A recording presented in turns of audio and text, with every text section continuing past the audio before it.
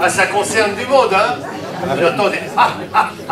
Alors l'urbanisme, c'est... En fait, il va falloir se relever les manches. Hein.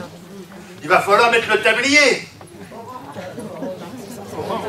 Attention, j'ai amené le matériel. Et c'est pour Laurent Collet. Où il est? Ah mais il est là. Tu veux le mettre tout de suite? Il a un lecteur. Allez. J'adore faire la cuisine. Voilà, tout ça, mais j'adore. Oui, ben alors on a la chance d'avoir Laurent Collet, qui a à la fois un diplôme d'architecte, un diplôme d'urbanisme, qui s'est beaucoup impliqué dans le milieu associatif et qui a été la cheville ouvrière de la construction, de la reconstruction d'un lycée à Marseille qui n'était pas prévu dans les petits papiers de la région. C'est quelqu'un de pugnace et d'efficace et on est ravis de l'avoir avec nous.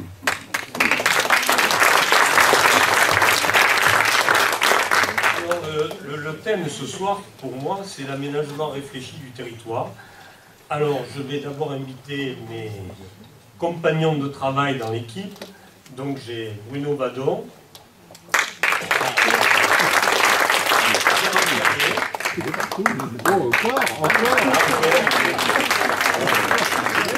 C'est l'homme à tout faire. Non, mais il va falloir de l'argent dans l'urbanisme, ça doit être ça le problème.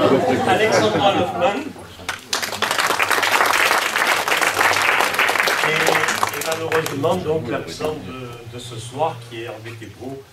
Donc, je vais donc dire quelques mots sur... je vais être moins précis sur le programme que d'autres qui m'ont précédé, mais je vais dire un certain nombre d'orientations concernant le domaine de l'urbanisme. Donc, l'aménagement réfléchi du territoire, ça commence par assumer le fait que le Bossé est maintenant une ville de 10 000 habitants. On n'est plus un petit village de 3 000 habitants, ce qui est dans la tête de beaucoup de monde. Suivez mon regard. La politique urbaine de la commune ne peut plus se limiter à juxtaposer des espaces, dont on a déjà parlé tout à l'heure, quasi autonomes, sans réel lien entre eux, sans aucune vision d'ensemble. Donc, nous allons nous préparer, nous nous préparons à articuler et donner une cohérence aux trois grands secteurs urbanisés de l'espace bossétan, que sont le vieux village dont on a parlé, les lotissements denses qui l'entourent, et les zones d'habitat moins denses et plus éloignées qui sont extrêmement nombreuses au Bossé. Nous nous préparons aussi à mettre à niveau les équipements qui sont globalement insuffisants, en donnant toute leur place aux associations. Cela commence par récupérer l'espace Mistral, puis le remettre progressivement en état.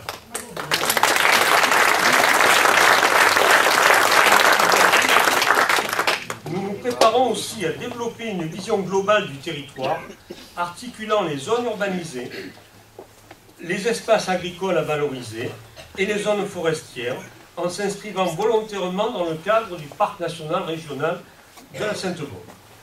Il est possible de rendre attractive une commune comme la nôtre, située entre mer et collines, en y proposant des activités spécifiques. Je pense entre autres aux randonnées, aux VTT, aux randonnées à cheval et à un certain nombre d'activités de ce type-là. Alors, Hervé, donc notre chercheur en écologie, suivra le volet environnemental et l'insertion dans le parc naturel.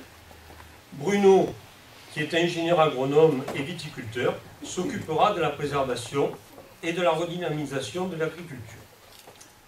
Nous nous préparons aussi à penser un projet d'aménagement du centre-ville qui le rende attractif et convivial.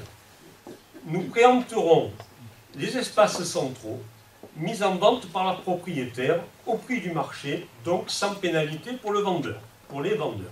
Préempter, on ne préempte pas tout et n'importe quoi, on ne peut préempter que des propriétés qui sont mises en vente. Préempter, c'est pas exproprier, c'est pas du tout la même chose.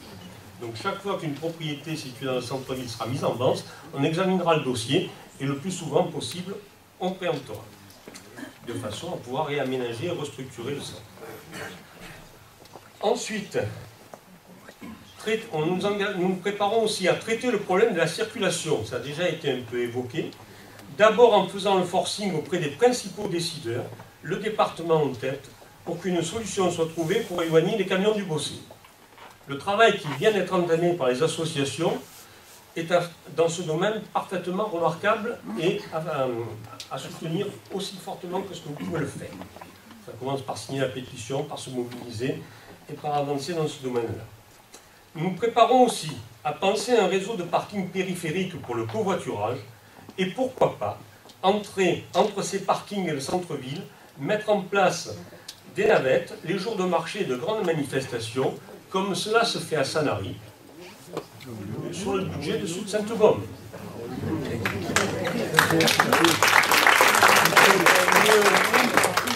Le futur PLU, celui dont on nous parle depuis, qui est en révision depuis 4 ans et demi, bientôt 5 ans, et dont nous ne savons strictement rien, à part de temps en temps une évocation par le maire, mais sans davantage de précision.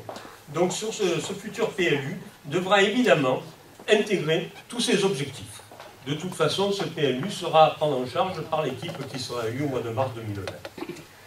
Sur ces volets, Alexandra, donc, qui est juriste dans le domaine de l'environnement, nous apportera ses compétences. Et Gérard, tout à l'heure, vous avez compris quel était son rôle. Donc, il assurera le suivi financier et aussi suivra de près les appels d'offres nécessaires pour mener à bien tous ces chantiers. Je vous remercie.